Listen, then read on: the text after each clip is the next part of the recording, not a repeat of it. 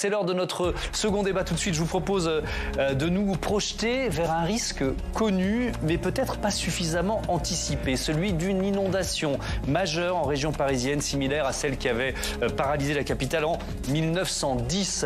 Le 18 novembre dernier, la Cour et la Chambre régionale des comptes pointaient une stratégie de, je les cite, de prévention défaillante et des investissements insuffisants. Pourtant, des chantiers ont été lancés, comme en Seine-et-Marne, à la Bassée, un projet qui est assez titanesque de réservoir. On est à la confluence de la Seine et de l'Yonne. Reportage Jonathan Dupriez et Adrien Pin.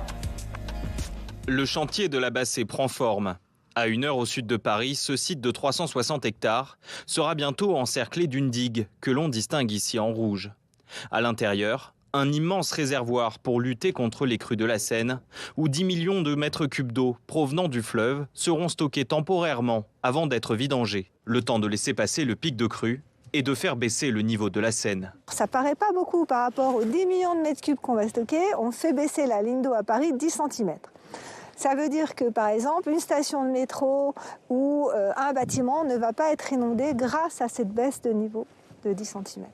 Une fois en service, le site doit permettre de faire économiser, selon la Cour des comptes, quelques 70 millions d'euros de dégâts annuels. Et lorsque la retenue d'eau sera à sec, elle deviendra un lieu de promenade accessible au public. L'établissement Seine-Grand Lac, maître d'œuvre du chantier, met en avant son volontarisme en matière d'écologie. Vraiment, le projet a un double objectif de lutte contre les inondations et un objectif de restauration de la biodiversité sur l'ensemble du territoire. C'est la plus grosse opération de restauration de biodiversité actuellement. Plus de 120 hectares vont être restaurés. Mais ce chantier à 114 millions d'euros, financé par l'État et les collectivités, suscite la colère de nombreux habitants de la Bassée. Dans la Bassée, on a un joyau de la biodiversité. Or, ce projet, pour moi, il va nous chambouler totalement cet équilibre qu'on avait retrouvé. Véronique Stopato est devenue la porte-parole des opposants. Depuis les prémices, elle conteste le bien fondé du projet avec son association. Un paysage de désolation, bien sûr que c'est un paysage de désolation. De son point de vue, le casier pilote est obsolète, alors que la nature a toujours ici joué son rôle dans la régulation des crues de la Seine. Au moins 2 fois par an, la Seine sortait de son lit. Donc, nous, on faisait avec les inondations. Plus personne ne veut de projet artificiel. Mais Véronique Stopato, appuyée par l'association France Nature Environnement, dénonce surtout l'impact sur la faune et la flore d'un chantier qui touche une zone classée Natura 2000. Les associations ont donc lancé des recours devant le tribunal administratif. Principal point qu'ils contestent, la déclaration d'utilité publique du casier pilote qui a pu permettre aux travaux de voir le jour. Donc nous avons attaqué l'utilité publique de ce projet en disant qu'un euro investi ne rapporte à la collectivité, n'a pas de bénéfice pour la collectivité. C'est un bilan, l'utilité publique. Si les plus sont supérieurs aux moins, c'est de l'utilité publique. De leur côté, les élus locaux tentent comme ils peuvent de composer avec un projet mal aimé de leurs administrés. Brice Chantre est maire de Gravon, 165 habitants. Il accueille sur son territoire la pièce maîtresse du casier pilote, la future station de pompage. Elle va prendre tout le chenal qu'il y a en face. Elle va faire à peu près un peu plus de 50 mètres de diamètre et monter un belvédère au-dessus des arbres pour pouvoir avoir des vues de là-haut. En échange, Brice Chantre tente d'obtenir des compensations financières, mais aussi de petits aménagements pour sa commune, comme ce ponton. Si je peux obtenir 3 petites choses pour mes administrés, ce sera très bien. Après, je suis encore en négociation, il n'y a rien d'acté, quoi. Le casier pilote de la Bassée n'est qu'une première étape souhaitée par l'État. Le projet global comporte 8 autres retenues d'eau et pourrait voir le jour d'ici à 2035. L'objectif affiché est de réduire jusqu'à 40 cm le niveau de la Seine en cas de crue. Et pour débattre autour de cette thématique, Paris, l'Île-de-France sont-elles prêtes face à une inondation crue décennale de type 1910 ? Je vous présente mes invités. Magali Reguezza, bonsoir, bienvenue. Vous êtes maître de conférence en géographie à l'École normale supérieure. Patrick Ollier, bonsoir. Bonsoir. Bienvenue à vous aussi, président de la métropole du Grand Paris et président de l'EPTB, établissement public territorial de bassin Seine-Grand Lac. Vasken Andréassian, bonsoir. Bonsoir. Bienvenue à vous aussi, hydrologue, directeur de l'unité de recherche ICAR à l'Institut national de recherche pour l'agriculture, l'alimentation et l'environnement. On est également en duplex, en visioconférence avec Marie-Carole Siountouk, maire LR de Sucy-en-Brie. Bonsoir, votre ville a plusieurs fois été frappée par des inondations, notamment en 2018, mais je crois que c'est assez récurrent, vous nous l'expliquerez. Et Laetitia Krupa, éditorialiste politique, évidemment, est restée à mes côtés. Un petit coup d'œil historique, tiens, pour commencer. Vous savez qu'à Paris, on se base sur le zouave du pont de l'Alma pour évaluer, je ne suis pas sûr que ce soit le meilleur curseur, mais bref, il est simple, pour évaluer le niveau des crues. En 1910, on est à 8,62 m, 1920, 6,60 m, ensuite il y a 24, 7,32 m, je ne vais pas tous les faire, mais si on arrive à nos années, des années 2010, 6,10 m en 2016, 5,84 m en 2018. Magali Reguezza, peut-être déjà pour évaluer le risque d'une crue similaire à celle de 1910. Qu'est-ce qui peut provoquer une crue pareille ? Des semaines et des semaines de pluie, c'est quoi le Alors, il y a plusieurs façons de fabriquer une crue sur ce bassin Vincent de la Seine. Il faut imaginer, c'est un territoire qui fait à peu près 2 fois la Belgique. Ce sont généralement, les crues dont on parle, ce sont des crues lentes qui durent plusieurs semaines. La crue de 1910, elle a duré 49 jours entre la montée et la descente de l'eau. Ce sont des crues qui, effectivement, généralement sont liées à une pluviométrie un peu supérieure à la moyenne sur l'ensemble du bassin versant. En 1955, c'était un peu différent, c'était des sols gelés qui avaient provoqué la crue. La crue de 1910, elle a une chance sur 100 par an de se produire. Alors, c'est pour ça qu'on parle de crue centenale. Exactement. C'est pas lié au siècle, c'est une chance sur 100 par an, d'accord. Et donc ça veut dire qu'un Français qui vit en moyenne 80 ans, il a 2 chances sur 3 de l'avoir. En réalité, on ne mesure pas justement par rapport aux zouaves du pont de l'Alma, qui a en plus bougé. On raisonne au niveau du pont d'Austerlitz. On a plusieurs stations de mesure parce que selon l'endroit où on va se trouver en Île-de-France, on ne va pas avoir les mêmes problèmes. Par exemple, la banlieue est inondée beaucoup plus vite pour des raisons topographiques. Par ailleurs, on a aussi il ne faut pas confondre la crue et l'inondation. Et ça, c'est vraiment le cœur du problème. La crue, c'est un débit très élevé du cours d'eau. L'inondation, c'est le cours d'eau déborde de son lit. Sauf que dans le cas de la Seine et de ses affluents, on a un problème particulier qui est que la nappe phréatique va elle aussi monter et donc en fait on va avoir une inondation des sous-sols. Pour le dire autrement, on va avoir en gros des débordements qui vont arriver assez tard en surface, mais par contre dans les sous-sols, l'eau va monter très vite et donc va inonder ces sous-sols. Avec beaucoup de conséquences, évidemment, on y reviendra. Patrick Ollier, la région francilienne, on l'a compris, elle est particulièrement vulnérable au risque d'inondation. C'est quand même le premier poumon économique français. Donc, ça veut dire que notre débat, il concerne pas seulement les habitants de Paris, mais même pas seulement les habitants d'Île-de-France, on peut dire ça ? On peut dire plus que ça même, parce que les inondations concernent plus de 2 millions directement de personnes à partir de l'aval des Grands Lacs dont on va parler tout à l'heure. Donc si d'aventure il y avait cette crue dont parle madame, ça serait une catastrophe économique, humaine certainement, mais surtout économique. Imaginez avec des répercussions nationales d'une certaine façon. Mais bien sûr, forcément, puisque c'est le poumon économique de la France, la région parisienne. Imaginez que le métro, brutalement, soit ravagé par une crue. Imaginez simplement cela, la catastrophe que ça représenterait. Donc il faut tout mettre en œuvre dans des programmes d'action volontaristes et dynamiques pour l'empêcher tant que faire se peut. Je ne sais pas si je verrai la crue centenale, mais en tout cas, le combat que je veux mener est de faire en sorte de tout mettre en œuvre pour tenter de l'empêcher ou au moins de la limiter. Vasken Andréassian, est-ce que vous pouvez prévoir comment vous travaillez une crue majeure comme celle de 1910 ? Et si oui, à quelle échéance ? Vous dites que c'est un processus lent, donc c'est quoi ? On peut, je vais poser vraiment une question de béotien, on peut plusieurs semaines avant commencer à se dire attention, ça va peut-être être une crue aussi grave, ou alors c'est seulement 3 jours avant qu'on se rend compte que c'est une telle catastrophe ? Alors, les services de l'État ont des services, il y a des services de prévision des crues. Donc, on est armé pour prévoir. Mais ce qu'il faut savoir, c'est qu'une prévision à très courte échéance n'a aucun intérêt. Si je vous préviens, c'est trop tard. Si je vous préviens d'une inondation dans 1 heure, 2 heures, 10 heures, je n'ai le temps de rien faire dans une agglomération comme Paris. Donc ce qu'il faudrait, c'est des prévisions à très longue échéance. Ces prévisions à très longue échéance, plusieurs semaines, elles se font, mais elles ont une incertitude immense. C'est comme la météo, quoi. La météo, on a une certitude à 8 jours, mais on perd cette certitude. Je dirais que c'est pire que la météo, parce que si on veut prévoir les inondations longtemps à l'avance, il faut d'abord prévoir la météo, puisque l'eau des rivières, lorsque les rivières débordent, c'est bien parce qu'il y a des pluies excédentaires. Ouais. Et donc, on cumule les incertitudes de la météo à celles de la science hydrologique.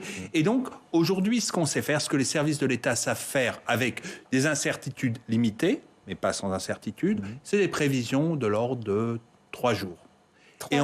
3 jours, on peut faire finalement très peu de choses. S'il s'agissait de construire... évacuer, en fait, les crues de la Seine ne tuent pas grand monde. Il faut savoir qu'il y a très peu de gens qui meurent. Il y a toujours des gens qui prennent des risques, mais c'est pas, on n'est pas dans les Cévennes, dans la Seine. Par contre, il y a une telle quantité de richesse en sous-sol, il y a une telle quantité d'ouverture vers le sous-sol, vers le métro, que s'il fallait construire des digues autour de chaque bouche de métro, il nous faudrait bien plus que 3 jours. Et donc, c'est mission impossible. Donc, le problème de la prévision, c'est pas que les hydrologues sont mauvais, c'est que la prévision, c'est quelque chose d'extrêmement difficile et incertain.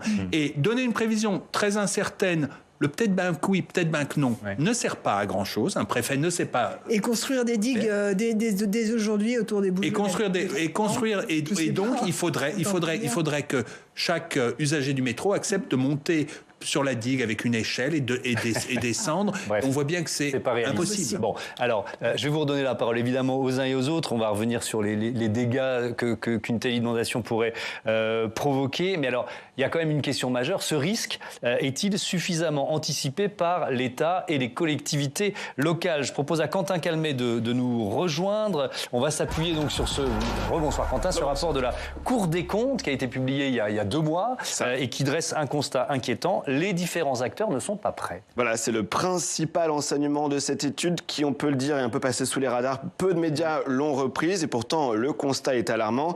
Un risque majeur et une gravité insuffisamment prise en compte, des actions encore limitées, un manque de stratégie coordonnée à l'échelle du bassin, autant d'expressions qui reviennent dans le rapport. Les dernières crues les plus importantes, elles datent de 2016 et de janvier 2018. On va revoir d'ailleurs les chiffres. Le pic de la Seine en mai 2016, on va avoir des images plutôt. Le pic de la Seine en mai était donc à 6,10 mètres au-dessus de son niveau habituel selon Vigicru. Les musées d'Orsay et du Louvre avaient même fermé pour évacuer les œuvres stockées dans leurs réserves, tout comme 2 sites de la BNF. Janvier 2018, à Paris, la crue culmine alors à 5,85 mètres. Les berges sont submergées, les bateaux à l'arrêt. 7 gares du RERC fermées pendant plusieurs semaines. Alors pourquoi je vous dis tout ça? Parce qu'en fait, la Cour des comptes a rappelé le coût de ces crues. Mai-juin 2016, ça a coûté 1,4 milliard d'euros. Janvier-février 2018, 150 à 200 millions d'euros. Quant à la crue centenale, au niveau de celle de 1910 et un niveau de la Seine qui serait lui à 8,60 mètres, eh bien, cela causerait, je cite, des dommages directs dont le coût avoisinerait les 30 milliards d'euros, dit l'OCDE, dans le rapport que l'on a vu. Alors, dans un tel contexte, on s'attend évidemment à ce que les risques d'une nouvelle crue centenale aient été pris en compte, pas suffisamment selon le rapport. Il existe bien des outils comme des cartes disponibles pour le grand public sur le site de la région, par exemple, je vous les conseille, sur les zones d'inondation potentielles. Mais vous voyez les principaux reproches. La Cour juge qu'il faut encore renforcer la sensibilisation de la population francilienne. Deuxième point, tous les opérateurs de réseau ne sont pas prêts au même niveau. On sait qu'il y en a beaucoup des réseaux en Ile-de-France, électricité, gaz, télécommunications, transport, eau, assainissement. Ils sont pourtant très vulnérables et en première ligne. Dernier point, je vous l'ai mentionné, la Cour est critique sur le pilotage de la prévention du risque. État, collectivités locales, opérateurs de réseau, entreprises et citoyens, ils doivent davantage travailler ensemble. Il n'existe pas de forum de travail sur les sujets relatifs au risque d'inondation de la Seine, regrette ainsi la Cour, contrairement à la Loire ou encore au Rhône. C'est ce qu'écrit la Cour des comptes. Tout le monde doit travailler ensemble à l'échelle du bassin fluvial, ce qui n'est pas suffisamment le cas en ce qui concerne la Seine. Merci Quentin pour ces explications. Patrick Ollier, Ollier, la métropole du Grand Paris est-elle prête à affronter une crue du type de celle de 1910 ? Parce que c'est un peu ce que nous dit la Cour des comptes, qui répond non à cette question. Alors, je ne vais pas référer à 1910, je vais me référer à 2018. Quand je suis maire de Rueil-Malmaison, et ma ville de Rueil-Malmaison, en 2018, a été, dans ses bas quartiers, inondée. Ouais. Alors, la Cour des comptes a fait un rapport, et je confirme ce rapport. Il est exact. Et pourquoi je le confirme ? Vous allez me dire, j'ai des raisons de le confirmer. Pourquoi ? Parce que j'ai pris la présidence de Seine-Grand-Lac après que le rapport ait été fait. Donc, c'est avant. Alors, Seine-Grand-Lac, c'est quoi, tiens ? Seine-Grand-Lac, c'est un établissement public qui gère les fameux grands lacs de rétention. Je vais en parler si vous me laissez 2 minutes. Parce qu'on peut parler des inondations, on peut parler des risques, on peut parler de la manière dont elles arrivent, on peut parler de la rapidité de réaction, mais on peut peut-être aussi parler de savoir qu'est-ce qui est fait pour limiter au maximum l'inondation. C'est ce qu'on a vu en reportage, d'ailleurs, en ouverture de ce débat. Oui, mais c'est juste une partie de ce qui est fait. Alors, je résume. Seine-Grand-Lac gère les 4 lacs de rétention qui, en 1974, ont été réalisés pour justement limiter les inondations sur Paris. Ces 4 grands lacs qui sont près de Troyes, près de Saint-Dizier, le lac d'Amance, le lac de Pansières dans le Morvan, retiennent à peu près 950 millions de mètres cubes. Et ils sont chargés, et le travail est très bien fait, ils sont chargés de retenir l'eau pour ces 850 millions, pour pas qu'ils déferlent sur la région parisienne et sur tout l'aval des Grands Lacs. Et l'été, est-ce que vous savez par exemple que cet été, près de 60% de l'eau qui coulait dans la Seine venait de ces lacs, venait de nos lacs. Et dans la Marne, c'est 70% de l'eau. J'aurais fermé les vannes des lacs, les péniches et les bateaux-mouches, je n'aurais plus naviguer. Il faut aussi savoir ce qui se passe là-haut au niveau du climat et les conséquences que ça a. Donc ces grands lacs fonctionnent très bien. Et le PTB, Seine-Grand Lac, a bien fait son travail. Le problème, c'est qu'il aurait fallu faire plus. Et que nous nous sommes engagés depuis que j'ai pris la présidence, en jumelant la métropole du Grand Paris, vous allez voir pourquoi, et Seine-Grand-Lac, à réaliser 2 actions complémentaires. La première, c'est ce qu'on a vu sur le reportage, le casier pilote de l'Abassé. Parce que nous avons dans l'idée de faire 8 lacs supplémentaires autour de la Seine-et-Marne, mais on commence par un casier pilote pour voir si ça fonctionne. Mais on voit que la population localement, en tout cas, il y a des réticences. Non, si vous voulez, je vais en parler. Il y a une personne qui est effectivement illégitime. Je la comprends très bien. À sa place, je ferais pareil. Elle est propriétaire du car. C'est pas ce que dit Jonathan Dupriez, notre journaliste qui était sur place. Il dit, moi, j'ai rencontré beaucoup de gens qui disent on a l'impression de payer pour Paris. Oui, mais il faut intégrer cette dimension. Ça, je l'entends quand je vais à Auxerre ou à Château-Chinon aussi. Non, mais on peut pas faire comme si ça n'existait pas. Je vais vous répondre, monsieur. Là, la personne en question, elle est légitime dans sa réaction. Je n'ai pas à la critiquer. Elle est propriétaire du quart du terrain qu'on exproprie. Donc on peut comprendre sa réaction, mais elle est légitime. C'est pas de ça dont je parlais. Ce casier pilote va retenir 10 millions de mètres cubes d'eau et il sera terminé pour les Jeux Olympiques. On a pris l'engagement de le terminer. C'est pour ça qu'on veut commencer les travaux très vite. Et il diminuera sur Paris et les villes menacées autour de Paris de 15 cm d'eau par rapport à la crue de 2018. Donc c'est extrêmement important pour nous. Troisième action, et pour baisser de 40 cm, il faut en faire 8 autres, c'est ça ? C'est ce que j'ai compris ? 40 cm de plus. Parce que là, ça fait 80 cm. Ça fait 10-15 plus les 70 des grades de lac. Alors, pardon, parce que j'ai plutôt mis de la confusion dans l'histoire. Alors, je vous laisse conclure. Je répète, je vais essayer d'être clair, moi. Ça m'arrive. Les 4 grands lacs, l'Abassé, ça fait 2. Et je veux lancer une nouvelle action qui est lancée, ça y est. C'est des zones d'expansion des crues. Tout le long de la Seine, de la Marne et de Lyon, pour ça que je fais des réunions à Saint-Dizier, à Auxerre, etc., à Troyes, pour que les maîtres d'ouvrage potentiels, les EPCI, les intercommunalités le long, qui peuvent être maîtres d'ouvrage, acceptent de lancer des travaux pour ces zones d'expansion. Qu'est-ce que c'est que des zones d'expansion ? Très vite. Oui, mais c'est ça qui va sauver peut-être Paris et la région parisienne. Ce sont des zones qui permettent des surinondations des terrains agricoles. L'eau rentre, elle ne peut pas ressortir, ce qui fait qu'elle ne déferle pas sur Paris. Et ça ne peut se faire que si les agriculteurs l'acceptent. Et la métropole du Grand Paris vient, dans le cadre de ces travaux, permettre de financer l'indemnisation des agriculteurs. Ça change tout. Parce qu'ils acceptent l'inondation de leur terrain. Allez, attendez, je vous interromps. Non, parce que vous aurez de nouveau la parole. Mais... Nous avons 80... Vous voulez savoir ce qu'on fait quand l'inondation... Oui, mais là, la prise de parole est longue quand même. Nous avons 89... Oui, c'est nous qui le faisons.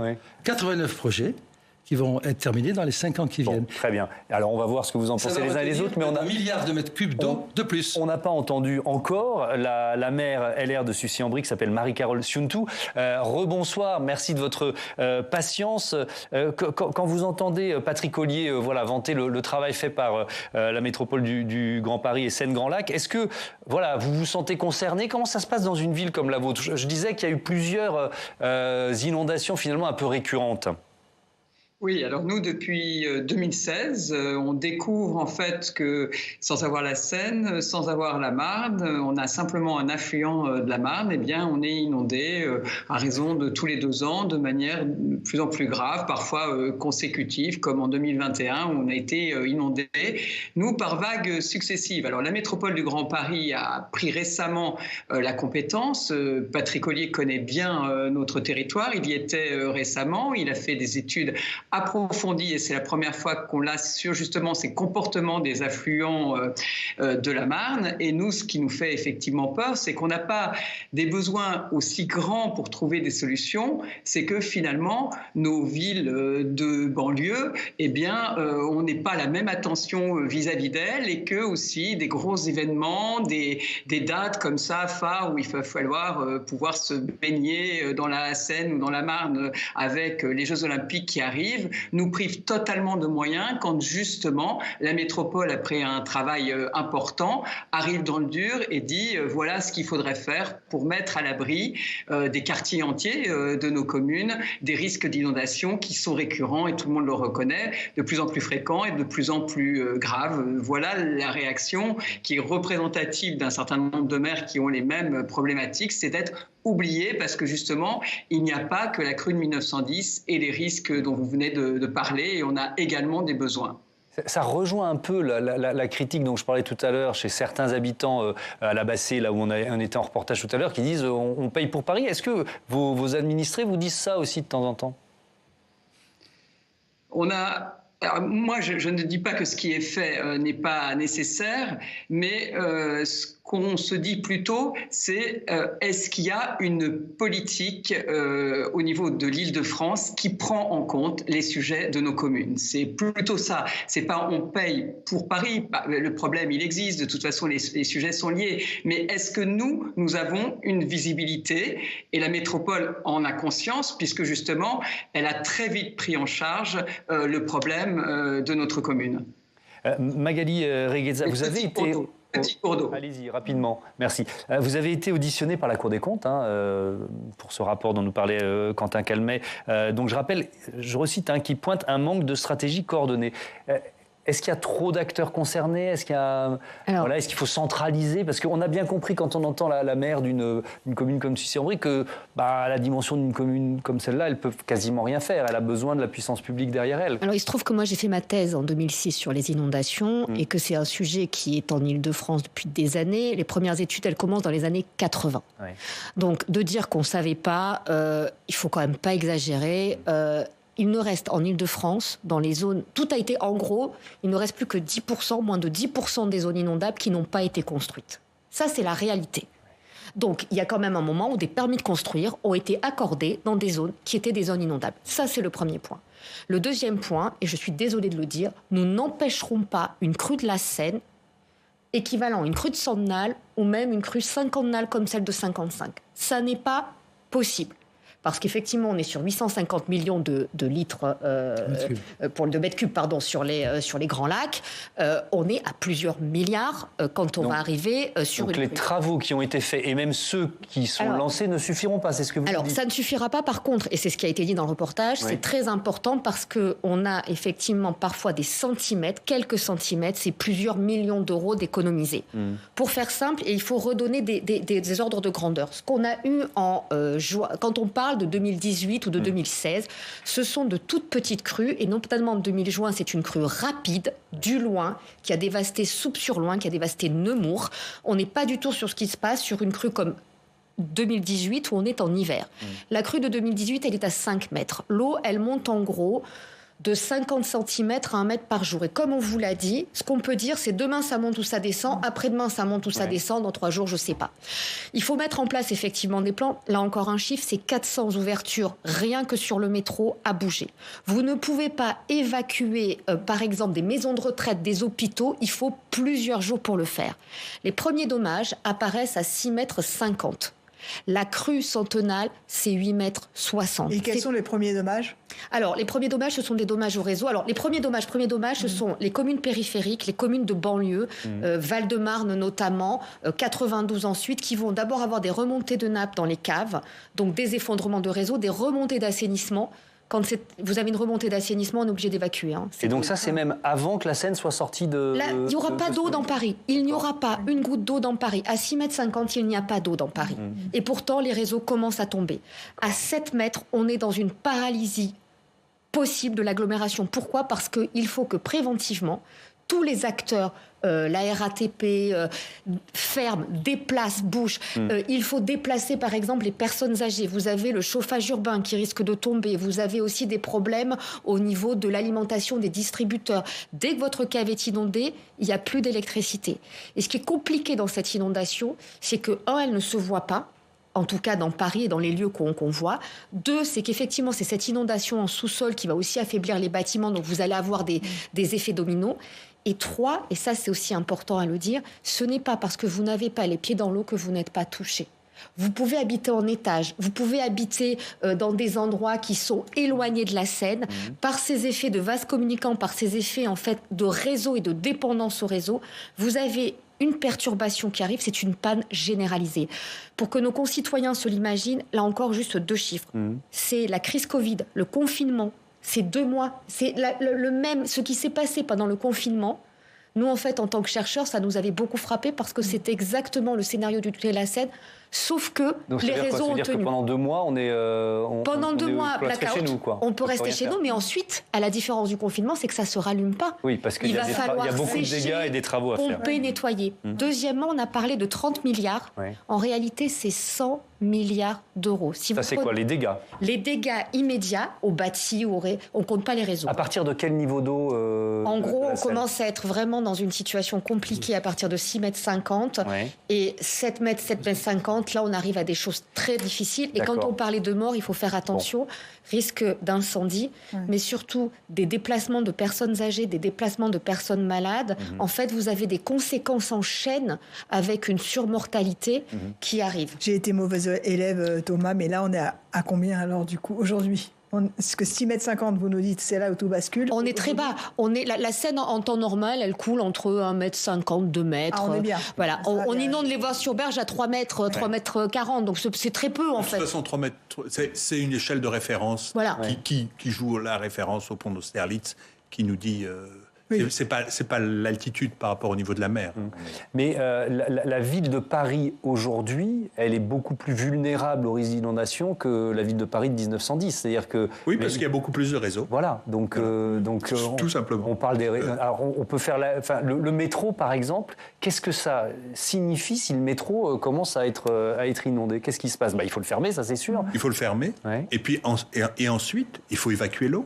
Et une fois que vous avez évacué l'eau, aujourd'hui le métro, lorsqu'il fonctionne, enfin, il y a des réseaux, il y a des sécurités. Enfin, il y a toute l'électronique. L'électronique n'aime pas l'eau. Et elle n'est pas insubmersible, l'électronique du métro. Donc, en fait, il faut tout changer, tout. Donc, en fait, la fermeture du métro... Les tramways aussi, parce qu'il n'y a pas que le métro. Mais donc, le métro, il faudra des années. Des années pour réparer. Il faudra des années pour réparer. Alors, il y a une question d'investissement, et c'est là que ça devient intéressant, et je me tourne de nouveau vers vous, Patrick Collier, parce qu'on peut se dire, mais c'est pas arrivé depuis 1910, combien d'argent on va dépenser pour une crue aussi hypothétique ? Vous voyez ce que je veux dire ? Sauf que Maggie Reza nous dit que ça va coûter 100 milliards. Donc jusqu'où on investit et la métropole Grand Paris est prête à investir pour protéger les concitoyens de ce risque ? D'abord, je voudrais répondre sur le fait que personne ne s'occupe de rien et qu'il n'y a pas de coordination. C'est faux. C'est faux.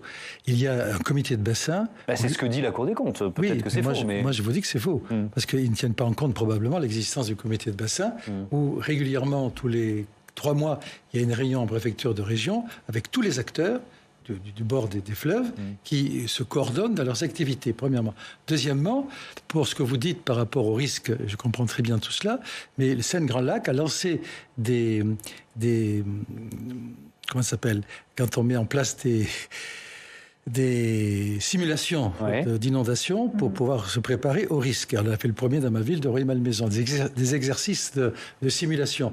Et on va le faire dans toutes les villes concernées en réunissant tous les acteurs sociaux, les EHPAD, etc., dans des comités de prévention qui ont des plans de sauvegarde que nous écrivons noir sur blanc, avec une programmation qui fait que si d'aventure, malheureusement, ça arrive, immédiatement, il y a des réactions qui sont faites. Je veux dire qu'on se prépare. Pas 1910. Moi, je ne suis pas capable de prévoir. Alors, vous me dites mais sauf que c'est une hypothèse. Bien sûr. 1910. Et moi, je ne suis pas c'est une hypothèse statisticien, mais les probabilités augmentent chaque année, j'imagine. Non, pas forcément. Les probabilités n'augmentent pas. La seule chose qu'on peut dire, c'est que elle va se reproduire, cette crue. C'est juste sûr. Il suffit d'attendre suffisamment longtemps. On n'a aucune idée de quand. Et on n'a aucune idée de quand. Et le fait qu'elle ne se soit pas produite depuis 100 ans ne nous dit pas qu'elle va se reproduire. Et donc, on est au cœur du débat, Patrick Ollier. Est-ce qu'on doit dépenser énormément d'argent pour, encore une fois, vous dites 1910, ça ne me concerne pas. Ben si, ça nous concerne tous. L'hypothèse d'une crue aussi puissante que celle-là. Quand je dis que ça ne me concerne pas, je veux dire ce que Madame a dit, qui est certainement vrai, je ne suis pas un scientifique, qu'on ne pourra rien faire contre une crue de 1910, c'est ce que vous dites. Moi, je ne suis pas capable d'apprécier cela. Je dis simplement que ce que nous faisons, nous, les élus, Seine-Grand Lac et la métropole en rémunérant les agriculteurs qui acceptent qu'on inonde leurs terres, c'est de limiter au maximum, par notre programme de zone d'expansion de crues, les ravages faits sur les 2 millions de personnes concernées par les inondations 2016-2018. Au-dessus de là, si nous faisons les 8 autres lacs de rétention après le quasi-pilote de la Bassée, on gagne encore 70 cm. Mais ça ne résoudra pas 1910 non plus. Est-ce qu'il y a d'autres options pour mieux nous protéger d'une crue centenale ? En fait, il faut changer de logiciel, puisque c'est l'expression à la mode. Effectivement, ce qui a été dit, c'est qu'il faut gagner du temps. Et donc, ces grands lacs, qui permettent actuellement, s'ils fonctionnent comme il faut, parce que là aussi, avec le changement climatique, ils peuvent être pleins pour préparer l'étiage de l'été au moment où la crue arrive. C'est 70 cm. C'est vrai. Si on ajoute ensuite les casiers de la Bassée, juste pour petite information, la Bassée, ça a commencé en 90. On a commencé à en parler en 90. Les premières études sur la Seine, c'était pour savoir s'il fallait construire de nouveaux lacs. Donc c'est très conflictuel. Et les PTB ont commencé il y a 3 mois. Et voilà. Et le PTB, donc vous voyez le temps, les coûts ont augmenté et le PTB a fait un gros travail de terrain là aussi pour travailler. Mais pourquoi ? Parce qu'il y avait des oppositions locales, c'est ça ? Parce qu'il y avait des oppositions, parce qu'on n'en voyait pas l'intérêt, parce qu'il faut exproprier tout ça. À la décharge de M. Ollier, les choses sont séparées sur l'Île-de-France. C'est-à-dire que la métropole, elle gère, par exemple, les digues avec la compétence GEMAPI. La gestion de crise, c'est du ressort de la préfecture de zone, c'est-à-dire de la préfecture de police. Et puis, quand vous êtes sur la prévention, alors ça dépend, parce qu'il y a des actions de prévention qui sont faites par les départements, il y a des actions de prévention qui sont faites par exemple, par le PTB. En pratique, la solution qu'on a aujourd'hui, c'est quoi ? C'est de se préparer. En 2016, on a eu un grand exercice européen qui s'appelait Sequana. Pour la première fois, on a fait jouer sur le territoire 80 acteurs publics et privés.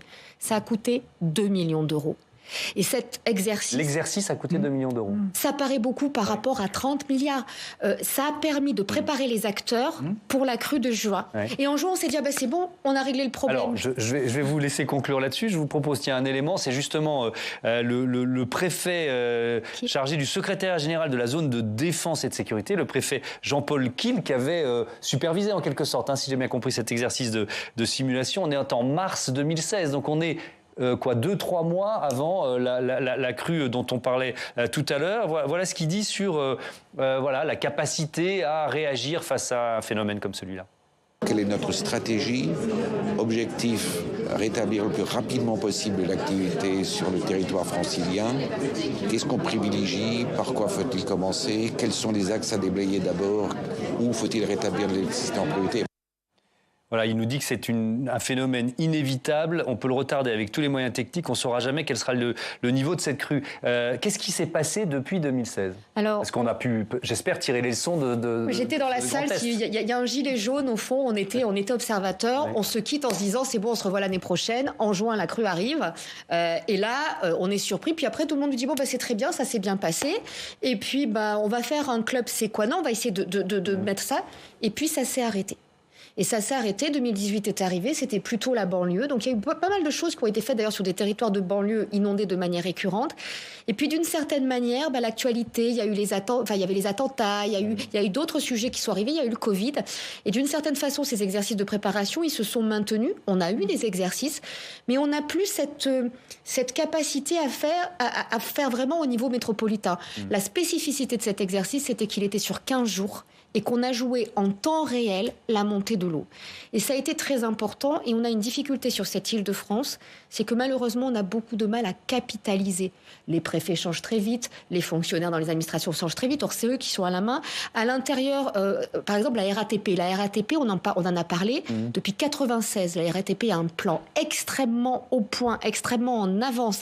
On a des opérateurs qui prennent à peine les choses en marche. L'assainissement, par exemple, en 2018, le SIAP, je vous ai dit, l'assainissement, c'est vraiment un point central. Ils ont mené une étude de vulnérabilité. Donc on avance, mais à un moment donné, il faut bien comprendre que ce qu'on n'arrivera pas à prévenir, il va falloir le gérer.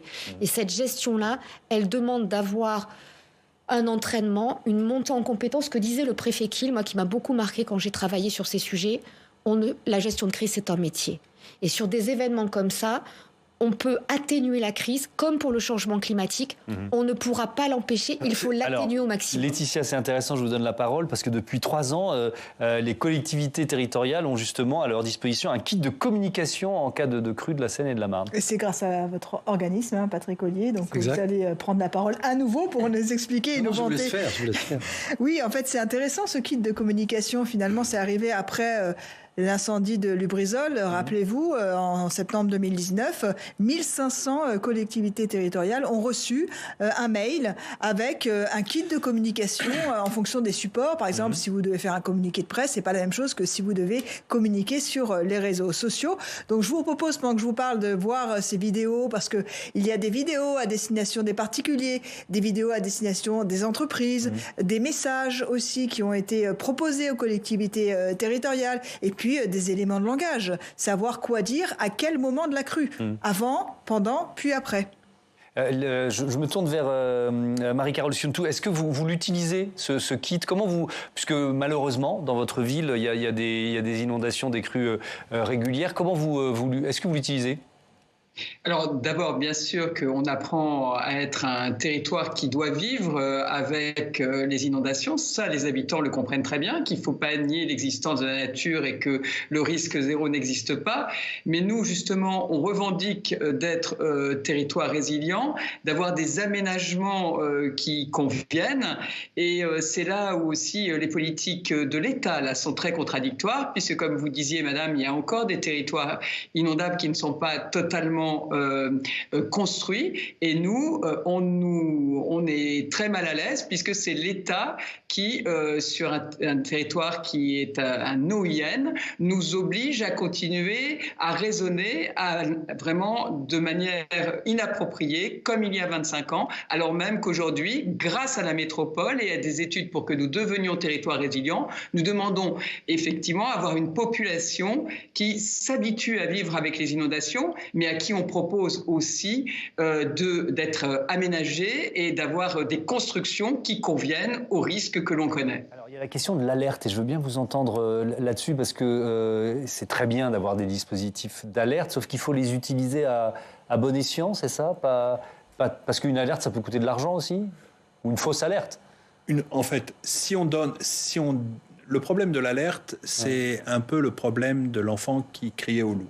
Ouais. Si on veut éviter le plus possible de manquer un événement, de manquer une alerte, il faut crier au loup très souvent. Si on crie au loup trop souvent, on n'est plus crédible. On finit par plus. Donc en fait, nous concitoyens, plus y faire attention. Voilà. Donc en fait, c'est extrêmement complexe. On a l'impression que c'est simple, et on a l'impression que même envoyer des messages éventuellement exagérés. Ça résoudra les problèmes, au moins les gens auront été prévenus, etc.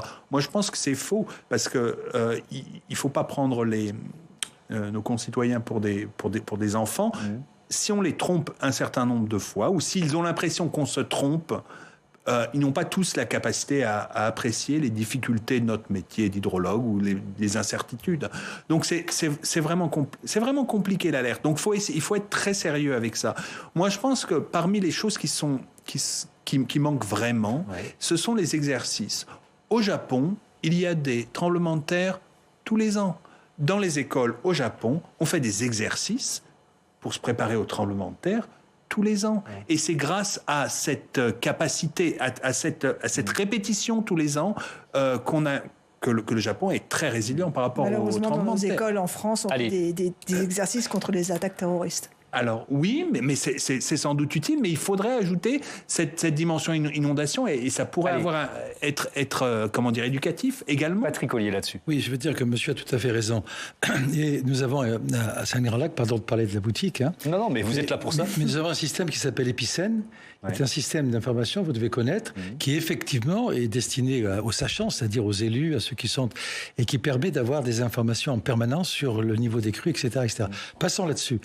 J'ai voulu, et là c'est récent, puisqu'on a commencé par ma ville il y a 2 mois, faire un exercice de préparation des crues avec un comité de pilotage des crues dans chaque commune concernée, sur tous les parcours des 3 fleuves concernés, l'Yonne, la Marne et la Seine, c'est-à-dire de Paris en remontant jusqu'aux sources.